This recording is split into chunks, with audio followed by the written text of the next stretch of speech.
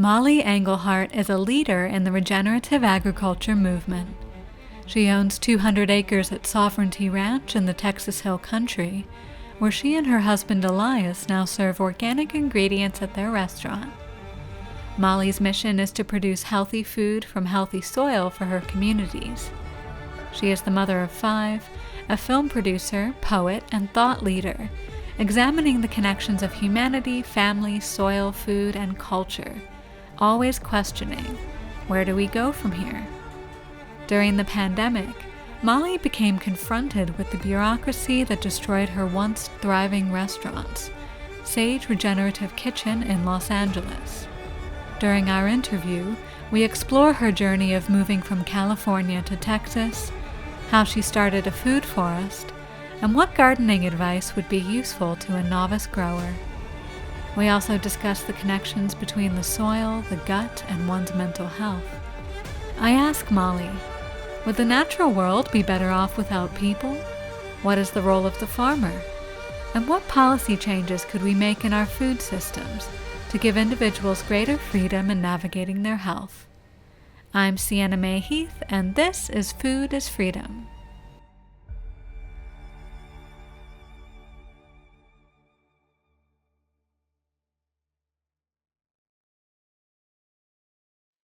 Well, Mollie, it's absolutely a gift to connect with you on the mic today, given our interconnectedness forming online, and to see you just here on the screen. So you are live from one of your rentals, I understand, down in Texas, and I'm just want to welcome you to introduce yourself a bit and speak a little bit about why regenerative agriculture is your focus and how regenerating the soil and increasing biodiversity flows into your overall life philosophy. Sure. So I was spent much of my life being a vegan chef. I was kind of living in the matrix of California, of Los Angeles. I was raised on a farm in upstate New York, and my parents, my mom was a vegetarian, and she raised us practically vegan. We just ate butter. But I grew up on a farm, and but that's just was kind of what was so. We didn't eat meat. And then I went into various businesses. I was a professional poet. I was in the music industry. And then I started a raw ice cream shop in 2009. And that was too narrow of a business. And so then I got into a vegan restaurant at large. I was really interested in food and healthy food and farm to table.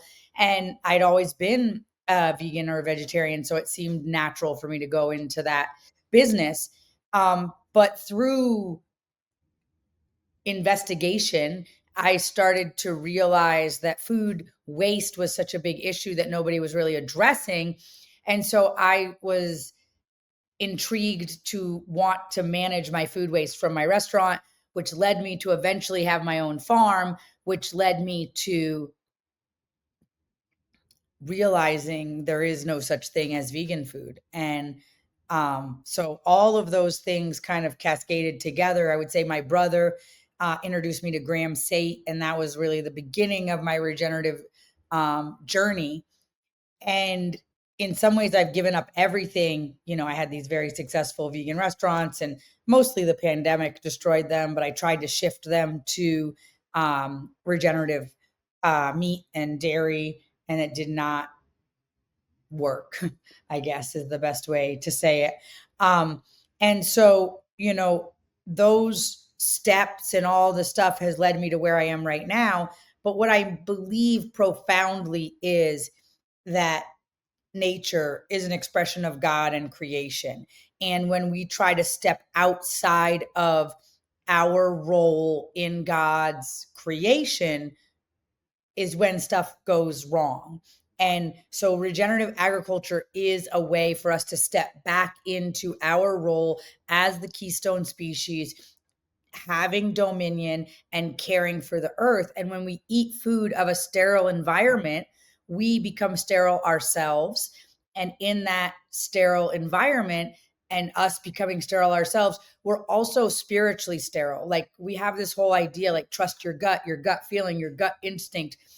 Well, what if that is literally the microbiology of creation inside of you, in intuiting, sharing, expressing what is best for you to do. And we're so disconnected that we no longer know, we no longer can hear God's voice. So I believe it's imperative for us to get back to our role in order to be connected with God. And of course, there's people in prison and places where there can't have any microbiology and they still have a profound relationship with God. And I'm not trying to argue that, but I believe it's easier to hear God's whispers when we're connected to the creation the way He wanted it to be.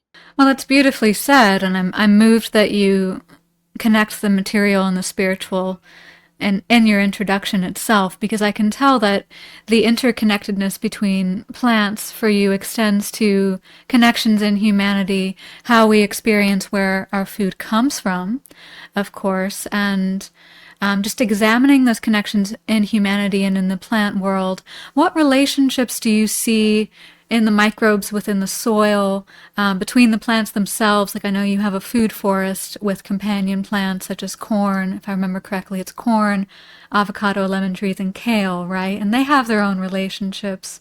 So broadly speaking, what lessons can we learn as people from the relationships between the plants and within the soil itself?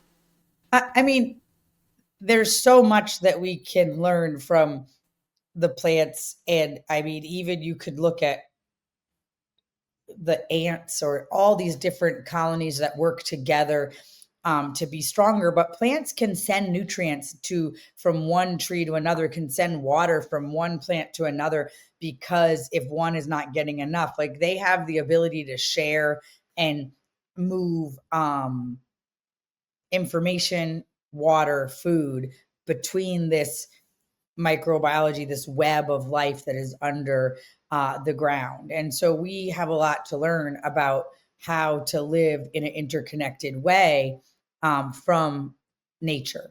And I always say nature never lies. So a lot of the lies that you can believe living in an apartment in the city, it's very hard to believe when you're living on a farm doing the work every day. And so when we are told something, we should give it the nature sniff test. Like, does this make sense in the natural world, or does this just make sense in this construct that it's being? Does this whole concept fall apart if you don't have somebody framing it with a construct? And if you just threw it out into the woods, does this concept hold water? And a lot of the concepts, veganism being one of them, does not hold water when you throw it out into the woods. When you just, if most places on the planet, if you want to grow your own food and be responsible for your own food, have a sovereign relationship with your food, you'd have a hard time growing all of your own food vegan unless you lived in this tropical strip around the middle of the planet. It would be very, very hard, calories in, calories out, to get enough food with the energy that you're putting into it. And so I would say that veganism does not pass that nature never lies sniff test, because there's never been an indigenous culture in the world. And PETA likes to use this culture in Tibetan highlands, but they eat meat on special occasions and they eat butter. And so I would say that that also doesn't pass the sniff test of nature never lies. And the dairy coming from an animal is so much nutrient dense calories, and that's why we've been eating dairy for thousands of years. when when you use the phrase "does it make sense?" or the phrase "does it hold water," another word that comes to mind is it workable? And of course, we use the word workable to describe soil. And I know that topsoil regeneration in particular is really integral to regenerative agriculture. And when you mentioned replenishing the soil, I thought of the comfrey that you grow on your ranch, and how the comfrey, of course, it has its medicinal benefits, but it likewise replenishes the soil with nitrogen. So when we think about food growth and food consumption more holistically, and connect the plant with the people. It's just really beautiful. Like there's just this boundless metaphoric language that is almost like a universal language that we can use, not only when speaking about agriculture, but just, kind of life at large, humanity, social issues. And speaking of social issues, you mentioned the pandemic. I know that was a difficult time for you, and you're coming out of closing your last two restaurants in LA. Tell us more about that. What was that like for you? What prompted you to close them? I just couldn't keep them open anymore. I'd lost millions of dollars.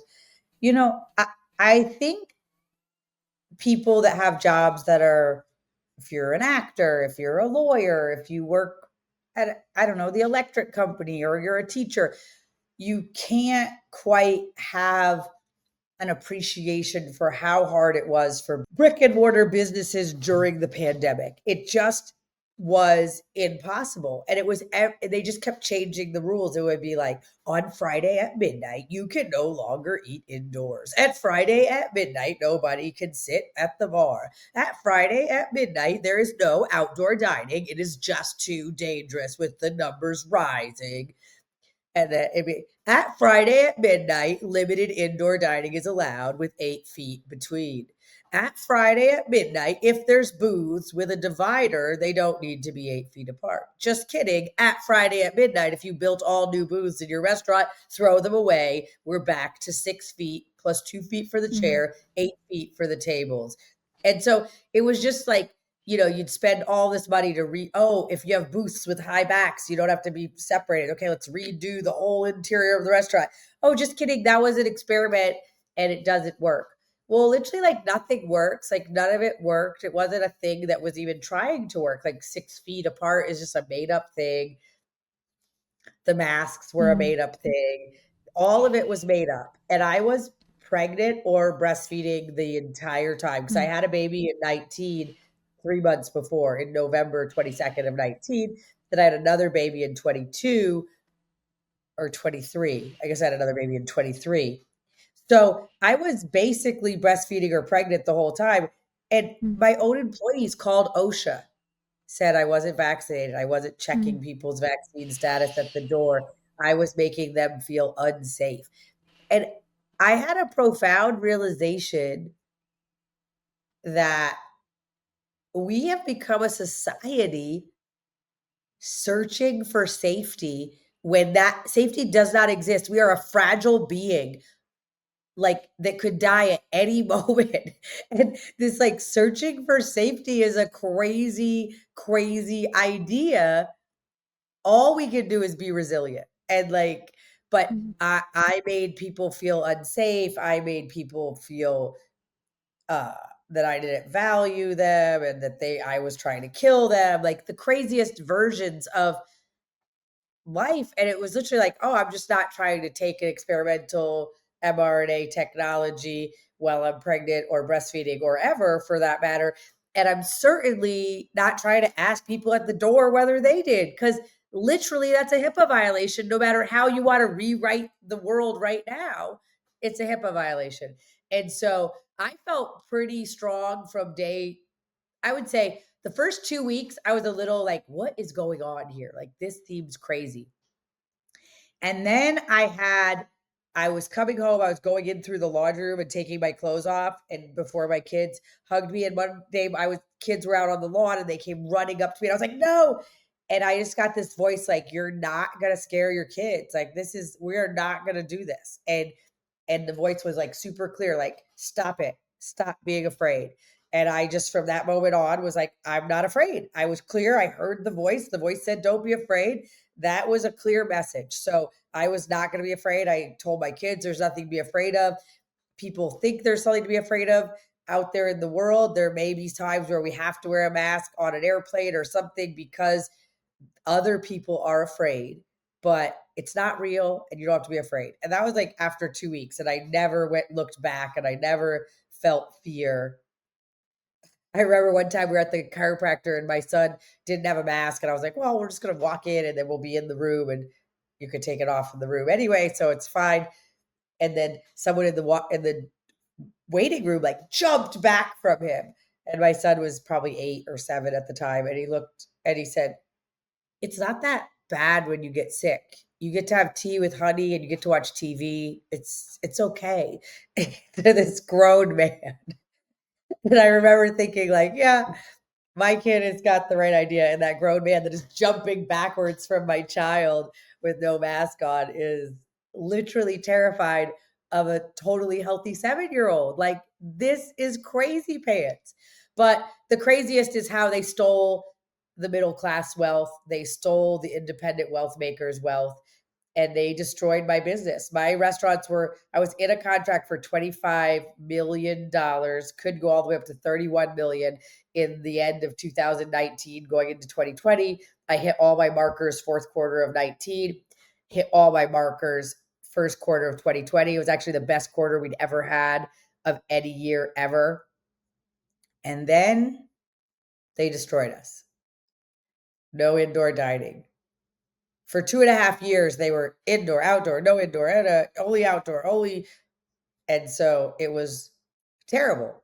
And that destruction, nobody has paid for. I believe that there should be a class action lawsuit against the state of California and other states, but in my case, the state of California.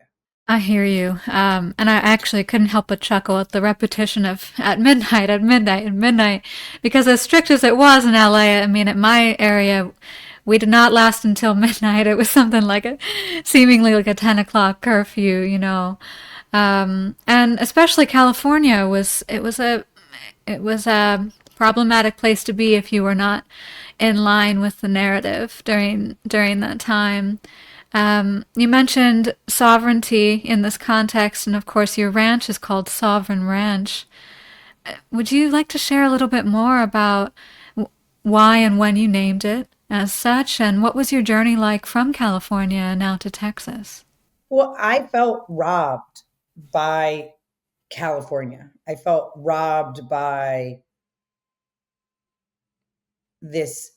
I worked 360 plus days a year. I was away from my children, or I had a child strapped to me while breastfeeding, while working every single day. And I didn't go to weddings or birthday parties or anything. I built this business. And when I got it to the point where I was able to sell it and get my little piece of the American dream, I was completely robbed of that. And so when I thought of moving to moving to Texas, I really wanted to create a business that was a business for now, but was a prep for later. And I didn't want it to be something where it they could just pull the rug out from underneath me. And sovereignty kind of came from the desire to be sovereign from the government, to be a sovereign and to not let them have control of my life. I would say, and we had an event called Sowing Sovereignty in California at my farm the during the pandemic. And it was me and Alex Zek and some of the Disinformation Dozen, and we did a gathering. And essentially it was like, we will gather, we will share information, we will be together. And it was called Sowing Sovereignty. And my farm in California was Sow a Heart Farm. And so the idea of Sovereignty Ranch came out of that event and that idea. And that's where I came up with the name. But essentially, I just want to be able, I want government to be small. I want it to be the way Constitution says that it should be. I don't want this massive, overreaching, largest employer in the world. It's too much bureaucracy. And they're robbing us of the joy of life with overtaxation and all of the ways that they keep us in the money slave system. That's well said. And as we're seeing what some might call a coup and some might call just uh, creating a smaller government or some mix of the two. We're also seeing the, of course, the MAHA movement, Make America Healthy Again, and pushes to get rid of red dye 40 in our foods and remove the fluoride from our water. What are your thoughts on these policies? Do you find them promising? What else do you want to see that would, as you say, more or less uplift the joy of the individual? I would like to abolish the Fed and the IRS. I would say that Huckabee had a good the right idea with like just a sales tax that literally like, so if you're spending money, then you're paying taxes, and if the money is flowing, then you're paying taxes, and that is the fairest and best way to tax. And I don't think that we need these complicated tax codes, and I don't think that we need the IRS. I don't know. I don't trust Elon Musk. I don't want to neuralink my brain to the machine. I don't want the mark of the beast. I want to stay connected to God and spirituality through prayer and devotion, not trying to connect to the machine through something. Um, but on another hand, it's exciting to just watch them just like wipe out these things that are just been robbing us. I can't help but to look at these different grant programs and see like, oh, we paid for Chelsea Clinton's wedding or whatever it is. And on the other side, I needed some help with these greenhouses that I had, and I applied for the grant. But because I had already put up A, B, C, D, E, F, like 5 or 6 greenhouses already, and I have 7 more greenhouses that have the hoops and the wood on the sides but don't have plastic. I went to NRCS and was like, hey, is there some way I can get into the grant program for 50/50 on this plastic? And they're like, oh no, because you started it before you applied, it doesn't qualify.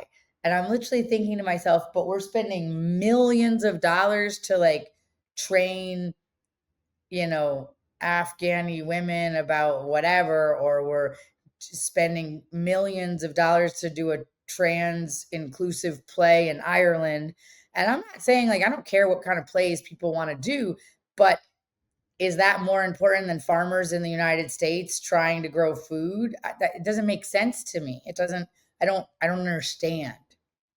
Um, and I don't love government handouts or the idea of them. And that's why I didn't apply for the grant in the first place. But when I was like, oh, I do need help with this, I think it's crazy that because I started and tried to do it without the help of the government, now none of these greenhouses count. So I have, yeah, like 7 greenhouses that are already up, but with no plastic on them and needs cross beams and plastic. I can't get help with those. But if I wanted to apply for some other greenhouses and buy them, they would reimburse me back 50% of those ones. It's just like insanity. And so I think that we've gotten to a point where nothing in the government makes sense. So when I see them just like redlining all this stuff, there's something kind of exhilarating about it and exciting. But on the other hand, I'm cautiously optimistic because I don't trust government. I don't trust anybody in government. And I certainly don't trust Elon Musk. And so those things are kind of, I guess I'm cautiously optimistic and praying for divine intervention, praying that Trump and Elon could find their way to God and that the Lord could lead them. That's all I can help to pray for. And some people believe like, oh, they're ushering in the mark of the beast and all this stuff. And even if that's true, even if that was their original intention, all I can do is pray for them to come to a better conclusion than that and pray for God to touch their heart and save them, I guess. Well, we'll see about that. Certainly, the announcement of the AI powered mRNA vaccines, which is such a handful or a mouthful to say. It's like something out of it's like something out of a sci-fi movie or novel. But no matter how many of those I've watched and read, that was not on my bingo card, and certainly not on day 2 or 3 of the presidency. And yeah. So cautiously optimistic is how I would describe myself at this moment. Um, and 100% willing to have conversations, which is interesting because people are not willing to have conversations. It is so crazy how tribal people are. I, I I'm not tribal in the way like if you believe something different than me, then I can't like you. Like I don't even believe everything that my husband believes. Like who believes everything that someone else believes? So this tribal mentality, people are so triggered. And people will say like, "Oh my god, you're uplifting." When RFK was on Tucker Carlson, he says this beautiful thing about being connected to nature and how we can see God in many places, but one of the best places that we see God is in nature. And this is something that I talk about a lot. It's very aligned with my personal beliefs. I reposted it and people, came at me and said, "You're giving Tucker Carlson a platform and that has me not be seen in the world," or whatever. And I'm thinking to myself, Tucker Carlson has millions of followers and I maybe combined on all my platforms have like 90,000. So I'm not platforming Tucker Carlson. Like that's just not what's happening right now. I'm platforming an idea about connecting with God through our place on the planet, because I believe that the greatest psyop being perpetrated upon humanity right now is that we don't belong here, that we're a plague upon the planet, that we are the problem, and that if we would just stop reproducing and we would just stop having babies and we just stop eating so much and farting so much and pooping so much and eating so many steaks, everything would be okay. But that's not true. We belong here. And we have forgotten that we are the keystone species and that our job is to have dominion and to be intricately involved in nature, mimicking nature, expanding God's beautiful design. And because we've forgotten that, sure, we're having problems. But when we think we are the problem, then we're apathetic and we're scared and we're lonely and we're disconnected. But when we see that and we feel the connection, we feel that, then we're motivated and inspired and excited to do the right thing. And when we're scared, we're in safety mode. You had mentioned, an obsession with safety, with security. Of course, there's food security, but through that, there's also food freedom, especially when you grow your own food and when you adopt that role as the farmer, as the novice gardener. I think maybe it was you that shared this headline. I know it was Joe Rogan the other day. He shared a headline that read, the carbon footprint of homegrown food is 5 times greater than food grown conventionally.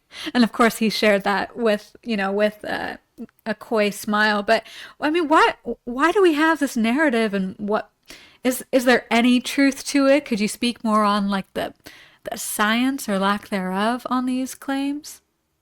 I did a whole talk. I mean, not I did a whole post on this. This was from 2024, and now I saw it circulating more recently on social media. But I talked about this, and their claims are like, you're gonna drive to Home Depot, you're gonna buy some soil in a bag, you're gonna like all these things. I say this is asinine ridiculousness. First of all, even if you are going to drive to Home Depot and buy some soil in a bag and all of that stuff, any way that we're connecting with our food is a positive, net positive for the planet, is what I will first think that I will say. And then, can you make your own compost? There's a lot of things they're arguing and they're like reasonings that don't really make sense necessarily, because they're arguing that all your inputs are going to be purchased in a bag and you're going to drive and you're going to get your little plants in a plastic things and all this stuff. But the truth is, big industrial farms also buy compost, and Yes, it's not in a plastic bag and it comes in a big truck. But all of this is just a silly conversation to get us out of growing food. There is an attack, a major attack on food sovereignty right now. I mean, and I've been saying this since 2022 when they started with this bird flu nonsense. They're using the same PCR tests to test for bird flu. And then they're killing entire flocks of birds. And then, so this is all, and then now they're saying it's jumping to dairy cattle and it's jumping to humans. So what is this all setting us up for? That they can take away our livestock, that they could demand that we vaccinate with mRNA technology. Most all pork is already being vaccinated with mRNA technology. We have to push back against this. We have to say, no, you're not killing our flock of chickens, because all the chickens that are going to die from the bird flu die in the first couple of weeks, and then, or first couple of days, I think. And then the rest of the flock lives. So this idea, why would we not breed the birds that survived and were super healthy? We want to have an argument that those birds are going to be much more resilient against the bird flu because they've survived it. And this idea, by the time that the people come out and the bird flu's been established, the birds are already recovered. I reposted this thing today. They're going to try to kill a bunch of ostriches in the UK that are totally fine. That there was bird flu, a couple birds died, and all the rest are totally fine. And they want to kill them all. And the woman's like, I don't understand. They are not sick, and now they have immunity. Why do you want to kill my birds? And he's like, you're still talking about control. We're talking about eradication. And he just keeps repeating the same thing. This is not science. That using PCR tests and killing hundreds of thousands of chickens is not science. There's nowhere in the world that's science. We've had how many humans have been infected with the bird flu? 2, 5, I don't know. It's not very many. I don't know that anybody has died. If so, maybe one person, and it's mostly appearing like pink eye. What are we doing? Why are we killing all these birds if not to control our food system? And so we have to push back. We have to push back about these RFID tags for cattle where they can see every vaccine and where the cattle's been and all this stuff. They are doing everything in their power to try to control the food system. And we have to do everything in our power to keep the food system independent, sovereign, and completely disconnected from the government, because we don't want the food that the government is selling. Yeah, and you mentioned the mRNA being injected into our food. I've seen studies that mRNA is actually, or they're experimenting with putting mRNA in lettuce even. And tomatoes. And tomatoes. Lettuce and Okay. tomatoes, yeah. Yeah, so even in our greens and fruits. Speaking of pushing back and just enjoying the food and flower freedom that's at our fingertips, let's shift our focus a bit to some gardening advice, perhaps. I know that you're often tapping into the spirit of community service and sharing the fruits of your labors, quite literally, actually. And there's just so much beauty and abundance in the ground and the earth itself. Also, in my cabinet, I've got plenty of seeds. I've already announced that locally is a small way to give back. But I wonder, for the novice gardener, how would you kind of get them started with just a few pieces of advice? Which crops might they grow that could last them through the seasons?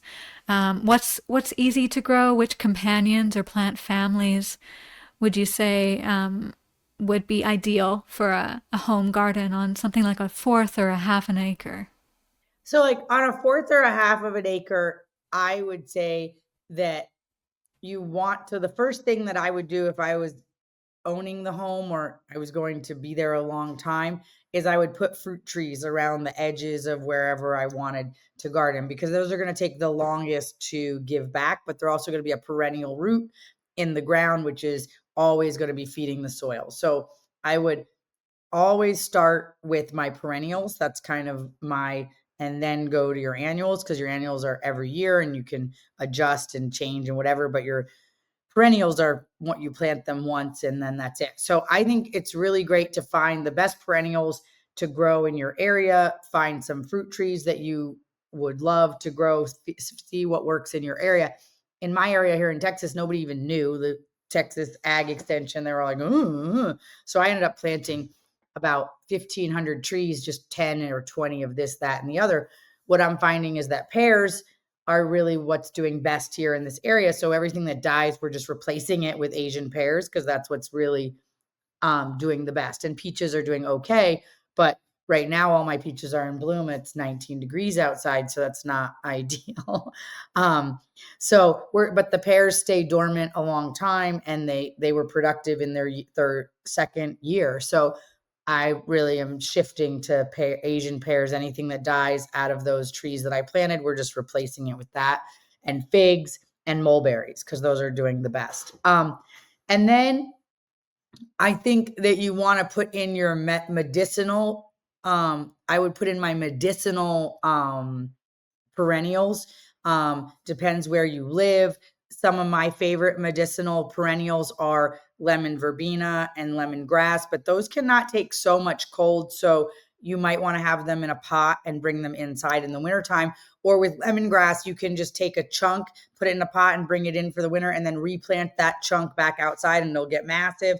And before your first frost, you can cut all the lemon verbena and all the lemongrass back and dry it. And then you have super cold fighting tea for the whole winter. And so lemongrass, lemon verbena, rosemary, oregano are some of my favorite medicinal / cooking perennials. Tulsi basil is perennial in some places, not here in Texas. I don't think it's perennial. I think it needs to be replanted each year.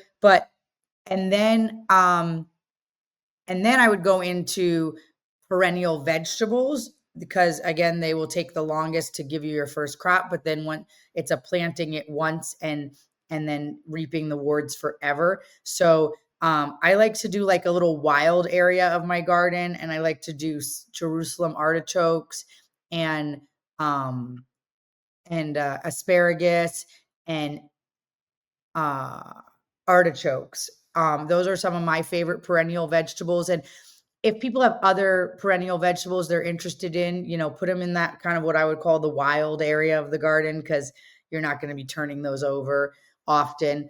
And then I want to say like a little shout out to people that might just have a tiny yard or whatever. And I was one of those people, like having so many plants and pots and like patio plants and every little corner of my yard taken up. And I really found some good ways to make prolific food in small spaces. And so one way that I love to make small food make a lot of food in small spaces is if you can get a trash can and drill holes in the bottom of an old trash can, or even maybe one's cracked on the bottom and you can use it.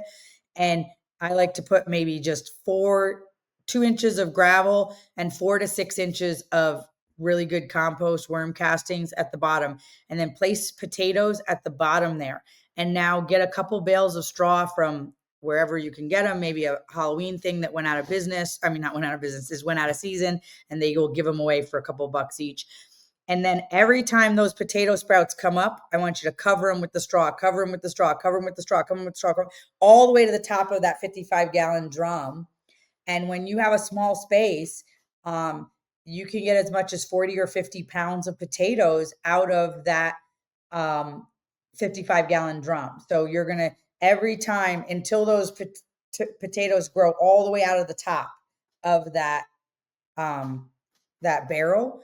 And that is an awesome way to get a nice big potato harvest. And after many years of trying to get a nice big sweet potato harvest and always getting a terrible one, I found out that sweet potatoes need terrible soil. So if you have terrible soil, it's my gardening tip. If it's your first year and you have terrible soil, plant sweet potatoes, because they really they relish terrible soil. And if you have really good soil, they're going to grow tons of greens on top, which is okay because you can eat the sweet potato greens on top. But if you want the tubers, which is most of us want if we're planting yams or sweet potatoes, it really needs to be bad soil.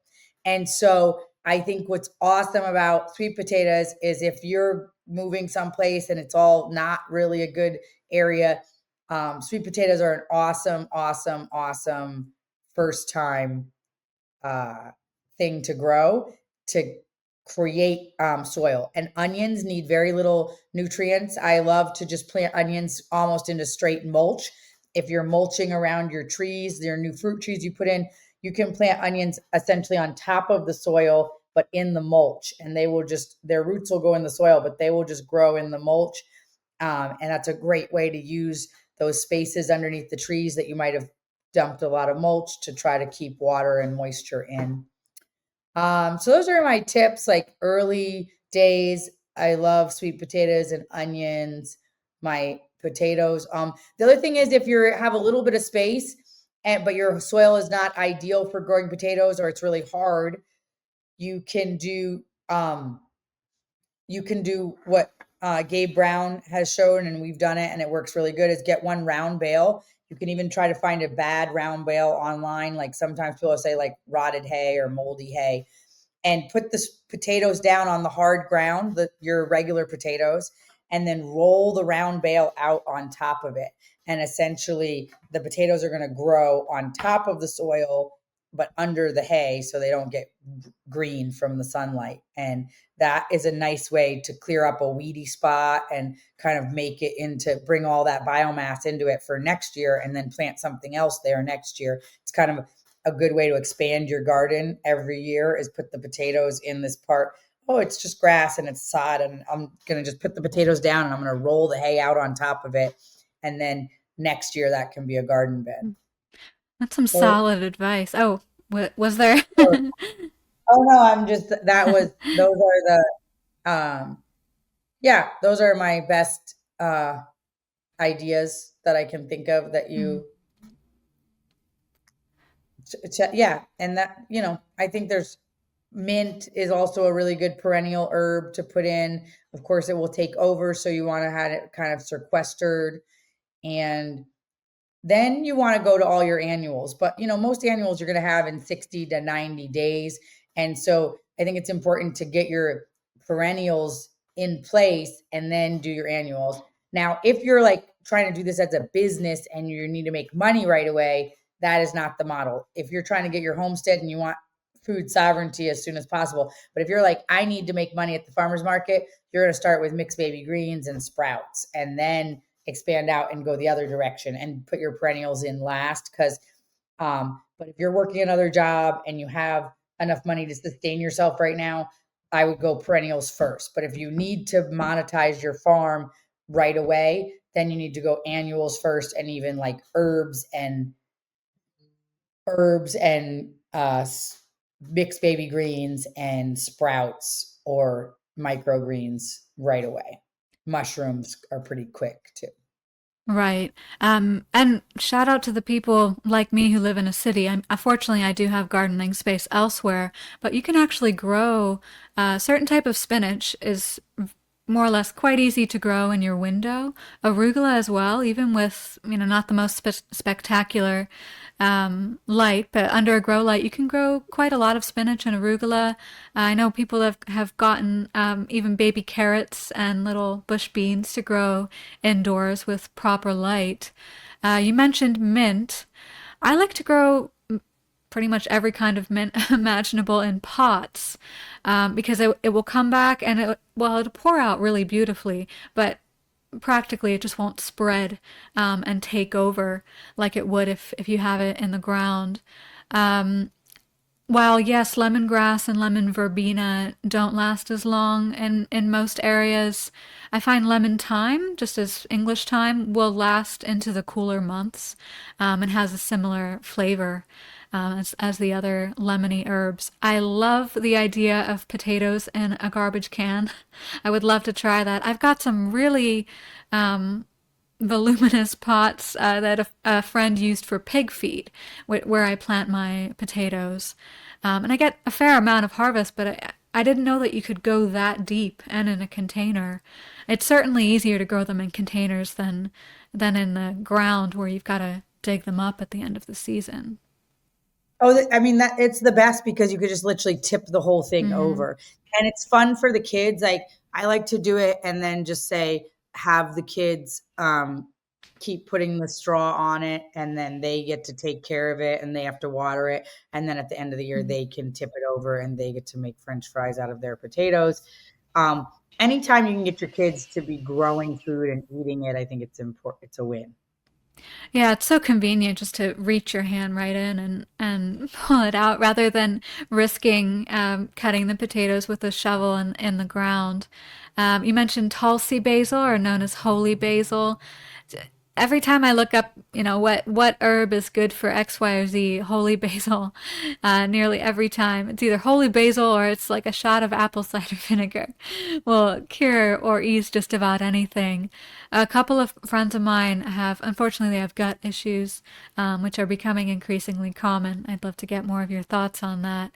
And a mix of holy basil, mint, rose, and rose hips actually does the trick to soothe their gut issues that flare up from time to time. You Have they mentioned tried doing a raw milk fast? the raw milk fast. No, I haven't heard either of them mention that. I did 18 days raw milk fast and repaired. I wasn't having gut like digestive issue. I was just having like not able to lose the weight. I had bunch of kids in my 40s and I just couldn't. I was so chunky and I didn't really bother me that much, to be honest. Like, I felt healthy and I was very active on the farm, and I'm married and I have this beautiful family. But when I switched my restaurants from vegan, and everybody was just like, oh, she's so fat, she's aging so poorly, she looks so terrible. I did let it affect me a little bit. And I Mm. started to think, like, well, why? So I started to look into different things. And then I was doing some research for a friend that got the pokey poke, and they were having a lot of gut issues and had gained kind of just like a belly fat, kind of like that pre post menopause belly fat body. And um, I had a little bit of that, yeah, belly fat body too. And I looked up about this woman who was a doctor and she got the vaccine, and everybody in the hospital, she asked them, can I test your poop before and after? And so she and all the other doctors that agreed to it had zero bifidobacteria after the vaccine, zero. And bifida does a lot of different things, but one is weight loss and regulates hormones and all this different stuff. And so I did not take the pokey poke, but I started to think, I have taken antibiotics in my life, and I have lived in a city and drank city water and all the things that could cause industrial microbiome. And so I thought, well, maybe I um have that. And she did another research, and what she realized was that she bought all of the bifida probiotics at Sprouts and at Whole Foods, and she tested like 19 brands, and only 3 of them came back actually having the bifida in them. So that means that you can't trust whatever supplements you're going to buy. And then I started to read like who has the most bifida, and it's kids. And that breast milk basically creates, it doesn't have the bifida, but it has the perfect foundation for bifida in the gut. And so breast milk actually creates the home for all the other bacteria to come and occupy. They're making the perfect house or cave or whatever each kind of bacteria, fungi, virus that lives in your gut needs to populate. And so I I was like having this thought. I kept thinking, like, I think I should do a raw milk fast, but I hadn't really heard anybody else have done a raw milk fast. And I was really even thinking a raw yogurt fast. I just kept thinking, it just kept coming to me. And then I seen this guy, Will Witt, talking about doing a raw milk fast for 5 days only. I think he did it for. And I was like, I'm gonna do it. And so in November or yeah, in November, I did 18 days of just raw milk. And I stopped around Thanksgiving. No, on Thanksgiving, because I was cooking dinner for everybody. And my kids said it wouldn't be fun if I didn't eat. And then I did a few more days after that. And I did it 1 week, another week after that, not, uh, and I've been the first week of my cycle, since then, because I think that hormonally is the best time for women to fast. I've been not doing like full on milk fast, but I've been eating much less and mostly doing raw milk. And I've continued to lose weight, even though I'm not fasting. I've continued, I'm much thinner. I'm much less inflammation when I first wake up in the morning. And I feel amazing and I have so much energy. And so, so many people have been asking about it. I think it's up today. By the time this comes out, it will be up, I think. I just made a PDF that people can get on my website. And now I'm not an expert, but so many people are like, can you explain what did you do? Da, da, da. So it just says like how much I drank, how to make raw yogurt with your Instapot, um, that I drank water and coffee the whole time, like that, and then that I incorporated bone broth after the first 10 days. So I just share my journey and what I did. I'm not an expert or whatever, but because I was typing it out like 1,000 times on Instagram, since I've talked about it on a few podcasts, there's a PDF on my website that you can download with all my advice about raw milk fasting, because and I put before and after photos. Actually, today in my stories on Instagram, I put before and after photos, but they're also on the PDF. The ones I put today on Instagram, I put them on the PDF as well. So people can see. I mean, it's a big difference in my skin, how I look, how my age looks, everything. I look like really different. And you can see, like, even if someone scrolls back through my Instagram and you see me on podcasts before November and you see me now, I look way different. It's crazy difference. And my gut is like, I wasn't having like major issues as far as feeling sick or whatever, but I was having a little bit of rashes and I was feeling tired and I was fat.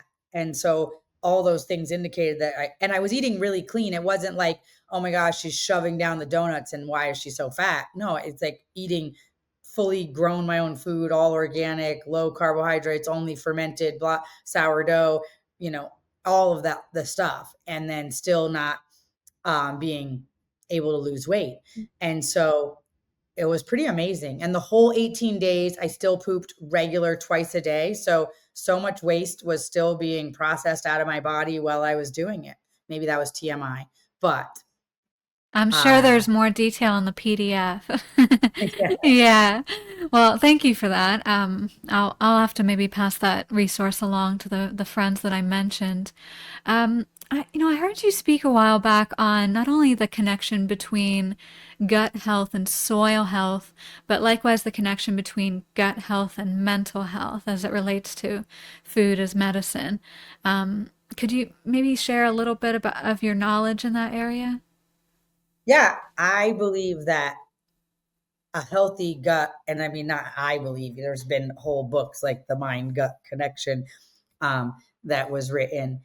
And, but the healthier our food is, then the healthier our brain is. And our gut microbiome has so much to do with our mental health that there are people that are struggling with mental health so much that they are doing fecal transplants from people that are feeling mentally more healthy than them to try to get that microbiome so that they can be more healthy. And in a culture where, I don't know, 1 in 3 adults are on SSIs, whatever those things are, psychological medication, um, then we have to look at this culture that feeds an industrial microbiome, feeds not a healthy gut, not the gut that was of our grandparents, where we went to the garden and we ate some peas right off of the thing and then we chewed on a piece of grass. Like, I mean, I was chewing on a piece of grass and my kids were like, why are you chewing on a piece of grass? And I was thinking, like, culturally, when I was a kid, it was just normal. Everybody knew, like, every picture of a farmer, they were chewing on a piece of grass. Nowadays, it's like, I don't even see that imagery. So we don't even have that connection where we're putting stuff straight from nature into our mouths. And so what is going on in our gut is deeply and profoundly connected with what's going on inside of our brain. And so we cannot allow ourselves to just cut out of our mothers into a sterile operating room and then be fed formula and then be like wiping everything down with sterilizer and then be growed up into no going to the park and no don't touch that, don't touch anything dirty, and then expect that we're going to be able to be healthy, because we have literally disconnected from that microbiology. And so we are becoming a progressively sick culture because we are more and more disconnected. Less breastfeeding, more formula, less vaginal births. We're at like 40-something% C-section, just popped out into an operating room, a sterile operating room. My midwife got in trouble for taking a swab and going to the vagina and butt of the mother after a C-section and doing ears, eyes, mouth, and nose with that swab. And they were like, it's a sterile baby. And she was like, I know, that's the problem. Anyway, you can't have a sterile baby. It needs to come out the vagina, because it's then you get the whole microbiology of the gut starts being starts, the foundation of it becomes from what it breathed in the operating room, which are super strong industrial, whatever can survive over the bleach and all the sanitizer in that operating room. And that's what's starting your foundational gut microbiome if you don't come through the vaginal canal and face over the butthole. That all that is part of God's design. Why does the baby come face down and not face up? Well, getting grounded in the even bigger picture, this is a lot of this is the material that hands in the ground, how to grow your own food, how to give birth properly, and so forth. Getting really into the intimate details too. Well, you mentioned SSRIs, and there are outside of that statistic, there are other medicines for psychological issues just outside of SSRIs. They're mood stabilizers. Back to Tulsi basil. Tulsi basil is excellent not only for gut health, but as it connects to mental health in the Ayurvedic traditions. Tulsi basil is actually often consumed, whether just chewed on as you depicted, or drank in tea every day. And when we consider, just considering like more like the Eastern philosophy of integrating some of these rituals into our day, and not making it seem like so outlandish that, as you said, we'd be chewing on grass in the wild.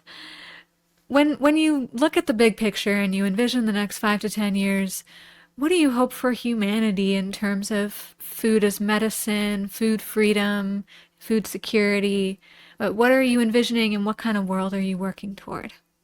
I'm envisioning a radical reconnection with the earth. And I am praying for a radical awakening. And that is all that we can do, because it seems that we're on a slippery slope towards straight totalitarianism.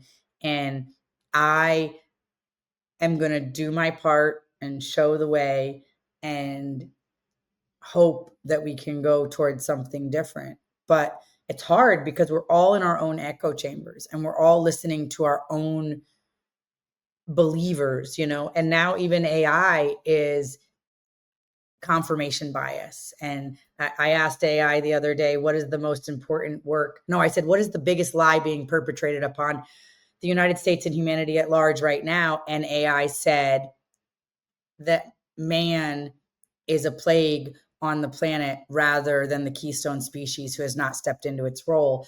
Therefore, AI is literally just taking what I've said on 1,000 podcasts and feeding it back to me. And then I said, well, I'm asking you, artificial intelligence that has privy to much more information than I am, what is the lie? You're telling me what I think it is. And it said, no, you are onto something, blah, blah, blah. Totally confirmation. And the people are waking up and you are creating a pathway for them to walk into. It's total confirmation bias. And then I had my friend Alex Zek, who's big on voluntarism, that viruses don't exist, that water has memory. Like he has a different kind of agenda. We're adjacent. Our agendas are adjacent. So then he asked the same question And it told him that like not succumbing to government, being independent, and voluntarism, and that viruses don't exist. And upon the lie of viruses is where all these other lies are going. And then we asked my girlfriend took one of her kids' iPads that was wiped and just asked where they didn't have any information of who they were talking to. And that one said that the intersection of racism and environmentalism, racism, and poverty is the most important thing for us to be focused on right now. And the lie is that our independence and being sovereign and independent is the path forward. And that lie is creating division. And we all need to surrender our personal wants and desires for the greater whole. So socialism or communism. So on AI, just talking to nobody with no with no history gives that socialist answer. Talking to me is saying regenerative agriculture is the most important thing, and the biggest lie is that we're not being that person. And to Alex Zach, that viruses are real, and that one man has authority over another when he's big on voluntarism, and that they don't exist. So that now we're going to be even more in our own echo chambers, because even AI is telling you you're the smartest person in the room. That's wild. When the AI powered mRNA injections or the idea of them was announced a few weeks ago, I alerted a friend, and he reassured me that Meta AI says that they're safe. And I thought he was joking. He wasn't. And I'm like, okay, well, you take care. That is crazy. But you can push back on AI, which is interesting. If you say, like, because I was asking AI something and then I showed them a statistic and then they said, oh, I made a mistake. And I'm like, did you? But you can push back on it. But what's so interesting now is that it is now telling you whatever you believe. So like, I believe that regenerative agriculture is the most important thing to be doing with our time. So it's telling me that I'm on to the right path, and then it's telling Alex Zach that he's on to the right path. And then when Lindsay asked from the blank computer, it's the total opposite. Mine is literally saying sovereignty, local food systems, being independent of the government is important, and literally told Lindsay we have to give up our independence and for the greater good, and to abolish the racism and the intersectionalness of racism, sexism, homophobia, and poverty. And so totally different stories depending on who AI is talking to. So it's not just clear like they're telling one story out there. That's wild, and increasingly not surprising, but all the more reason to stay organic in your body and in your backyard. As we're wrapping up, feel free to share anything else on your heart. I know you consider yourself an angel heart per your email address, and invite people to find you wherever it is that you're most active these days. Well, what I always say at this point in a podcast is that you who are listening today, you are part of we the people, and we the people have the power. In a free capitalistic market, we get to choose how we vote every single day. And it is so easy to trade our resilience for convenience. It's so easy to get, I got wool gloves delivered in 24 hours for my kids when it's cold, like on Amazon. It's so easy to do that, but we have to support local farms, support businesses like mine and other people that are doing the right thing in your community, because we can only do this with the support of the community. This only works when we, the people, work it. So buy your meat local, buy a box from a farm that you believe in, order it online from a farm that you believe in, buy your produce local, drive to the farm, get yourself some raw milk, go to the farmer's market, go through the little extra effort to have a resilient food system for you and your community. You have all the power. And I just like to remind people that, and it's easy to forget, and it's easy to succumb to the convenience of Instacart and Amazon and all of that. But I implore you to support the local food systems, the people in your area that are giving everything and out on the skinny branches, trying to make it work, doing the right thing. They need you. And I need you if you're in Central Texas. So please support what we're doing. And you can find me at sovereigntyranch.com or Chef Mollie on Instagram. You can order uh, anything you want from our website, from meat to tinctures, medicine, elderberry syrup. We're almost out of elderberry syrup, actually, so don't order that. But lots of herbal tinctures, lots of medicine, lots of food, tamales, pork, beef, lamb, hot sauces. I'm an expert on hot sauces. We have like 20 different kinds of hot sauce. Um, and if you are in the area, we have all the stuff to do birthday parties and weddings and conferences and festivals. And we have some really fun stuff coming up on the farm. So check out our website, buy tickets to, we have a Confluence Festival in May. We're doing a food is medicine event in May as well. And then we're just available, just like any Airbnb. This cute little house you can see behind me. You could stay here on the farm in this house and enjoy all of what we have to offer. You can even milk a cow into your coffee in the morning. We offer that as an add on. So please reach out, be in communication, and thank you for supporting your local communities with your dollars. Of course. Well, thank you for this nourishing conversation, and I definitely encourage people to take your calls to action to visit your website, which I will after. I'll have to delve more deeply into your offerings after this show. And your Instagram is awesome. Oh, you get such a full picture of who you are and so much of what's on your mind and heart, not just in the realm of agriculture per se, but also what you're seeing out in the world, and your overall philosophy on connecting plants and people is very admirable, and I'm grateful to know you, Mollie.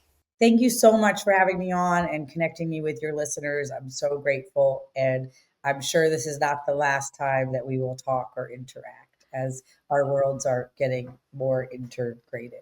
That they are. We'll leave it on a mysterious note there, and until next time. Okay. Okay, take care, Mollie.